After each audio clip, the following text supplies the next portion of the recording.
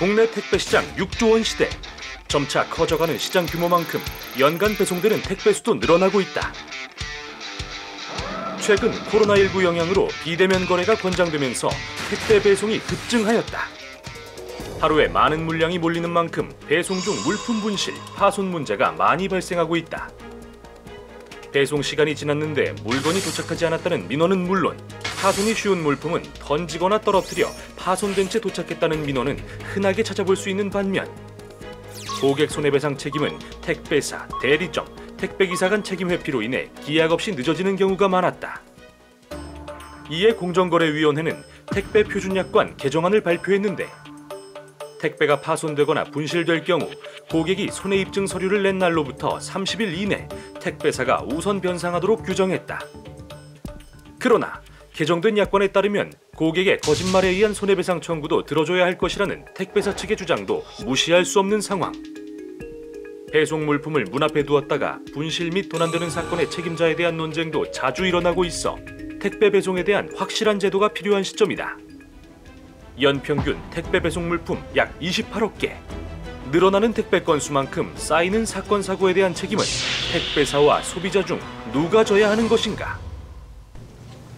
네, 오늘 로포커스 주제는 택배 분실에 대한 이야기입니다. 이 코로나 바이러스 확산 이후에 택배 물량이 전년 대비 30% 이상 증가를 했다고 하는데 그만큼 택배 관련 사건, 사고 또한 많이 증가했을 거라 생각됩니다. 자, 혹시 두 분은 뭐 택배를 분실했거나 아니면 다른 집에 온 택배인데 뭐 뜯어본 적이 있는지 뭐 경험이 있으신지 궁금하네요, 황 변호사님. 저부터 말씀드리면 네. 저는 그 고기 택배를 받아야 하는 상황인데 고기. 네, 계속 오지 않아서 이게 어떤 일인가라고 해서 경비실에도 여쭤봤더니 받지 없다고. 않았다고 하시고 알고 봤더니 기사분께서 경비실 옆에 있는 그 문에다가 넣어두신 거를 아무도 모르는 상황에서 결국 고기가 다 썩었죠.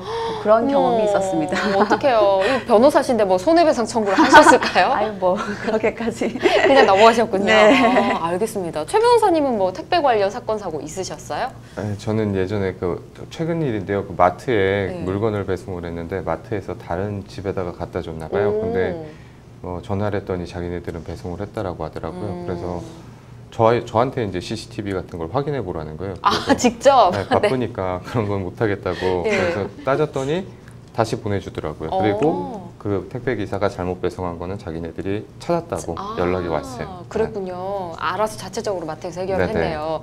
바쁘다고 해야 될까 봐요, 앞으로는. 예. 네, 알겠습니다. 저는 제가 제 걸 못 받은 적은 없었는데 남의 집에 잘못 와서 그 집 앞에 바로 윗집이나 이런 거 잘못 올 때 있잖아요. 가서 몰래 갖다 주고 온 적이 있긴 하거든요. 착한. 네. 어쨌든 이런 경험들이 다 한 번쯤은 있으실 텐데 기존에는 택배가 분실됐을 때 원래 법적으로는 책임이 누구에게 있는 걸까요? 예, 그 택배 서비스 피해 보상 등의 기준은 택배 표준 약관을 따르게 되는데요. 네. 이 약관을 보면 택배는 원칙적으로 받는 사람에게 직접 전달해야 하고 받는 사람이 없을 경우 방문 일시, 문의할 연락처 등을 서면을 적어 통지한 후에 사업소에서 운송문을 보관하여야 했습니다. 네. 다만 사전에 배송을 받을 장소를 지정하였거나 암묵적으로 어떠한 장소에 두고 가기로 합의를 했다라고 볼 수 있는 사정이 있는 경우에는 네. 그 내용대로 해당 장소에 운송문을 두면 택배회사 측에 책임을 물을 수가 없었죠. 요새는 또 비대면으로 많이 하니까 어디에 놔주세요 이런 거 많이 쓰잖아요. 근데 연락도 없이 아까 황 변호사님 겪었던 것처럼 택배를 경비실이나 문 앞에 그냥 두고 가는 경우도 있습니다. 이럴 때 택배를 만약에 분실한다면 어떻게 해야 되나요? 네. 택배 기사님이 임의적으로 택배를 두고 가서 분실이 되거나 네. 아니면 경비실에 맡기고서도 연락을 주지 않아서 상품이 변질된 경우에는 네, 딱 해당 사항이에요. 예, 그러네요. 택배 표준 약관에 따른 택배 인수자 부재 시에 후속 조치 미흡을 이유로 택배 요금 환급 및 손해배상을 받을 수가 있다고 합니다. 있습니다. 예, 손해배상액은 소비자가 운송장에 물품 가액을 기재했는지 여부에 따라서 달라지는데요. 예를 들어서 운송장에 물품의 가액을 200만 원이라고 기재한 경우에는 네. 이 금액을 기준으로 산정된 손해액을 지급받을 수 있지만 소비자가 운송장에 물품의 가액을 기재하지 않은 경우에는 택배 표준 약관 제5조 제1항에 따라서 배상액 받을 수 있는 최대 금액은 50만 원입니다. 그렇군요. 알겠습니다. 아유, 황 변호사님 그때 뭔가를 하셨어야 될 것 같은데 이렇게 해서 뭐 관련 짚어보니까 또 새록새록 옛날 얘기를 꺼내보게 되네요. 자, 근데 앞서 영상에서도 보셨지만 이 증가한 택배 물량만큼 관련 사건, 사고가 계속해서 발생을 하니까 공정거래위원회에서 택배 표준 약관을 개정을 했다고 합니다. 어떤 부분이 바뀌었을까요? 택배 표준 약관이 예. 변경되었다라고 네, 어떤 내용이 하는데 바뀌었는지 구체적으로 저희가 좀 살펴보도록 할까요?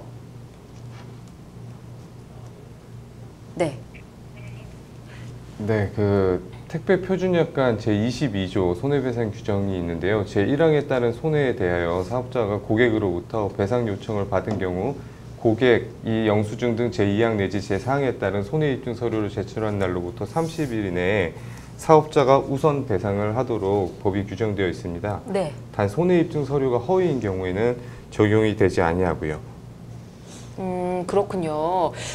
이게 택배가 오배송되는 경우가 종종 있지 않습니까? 그럴 때도 남의 택배를 절대 뜯어보아서는 안 되겠죠? 그럼요. 예. 당연히 안 되는 건데 한번 이야기를 하면은 네. 그 자신에게 배송되어야 할 물품들이 다른 사람에게 전달된 오배송 사건의 경우에 절대로 열어봐서는 안 된다는 게 기본적인 원칙입니다. 예. 택배 오배송을 받은 구매자는 판매처를 통해서 오배송 사실을 알리셔야 하고요. 그다음에 정정을 요구할 수 있는데요.